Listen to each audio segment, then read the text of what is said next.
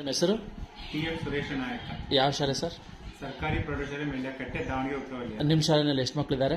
ನಮ್ಮ ಶಾಲೆಯಲ್ಲಿ 174 ಮಕ್ಕಳು ಓದ್ತಾ ಇದ್ದಾರೆ. ನಿಮ್ಮ ಶಾಲೆಯಲ್ಲಿ ಓದ್ತಾ ಇರೋ ಮಕ್ಕಳಿಗೆ ಕಂಪ್ಯೂಟರ್ ಫೆಸಿಲಿಟಿ ಇದೆ ಸರ್? ಇದೆ.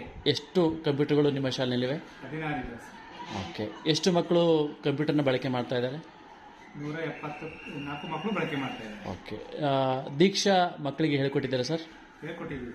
ದೀಕ್ಷಾ ಅಂದರೆ ಏನು sir? Digital infrastructure for knowledge sharing. Okay.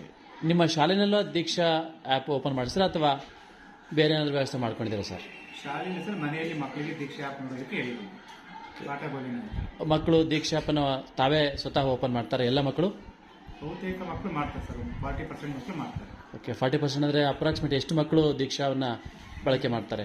174ಕ್ಕೆ ಸುಮಾರು 54ರಿಂದ 58 ಮಕ್ಕಳು ಮಾಡ್ತಾರೆ. ಇದರಿಂದ ಅವರ ಕಲಿಕೆ ಗುಣಮಟ್ಟ ಹೆಚ್ಚಾಗುತ್ತೆ ಅಂತ ನಿಮಗೆ ಅನಿಸಿದೆಯಾ ಸರ್? ಖಂಡಿತ ಸರ್, ಕಲಿಕೆ ಪಕ್ವತೆ ಆಗುತ್ತೆ. Thank you sir.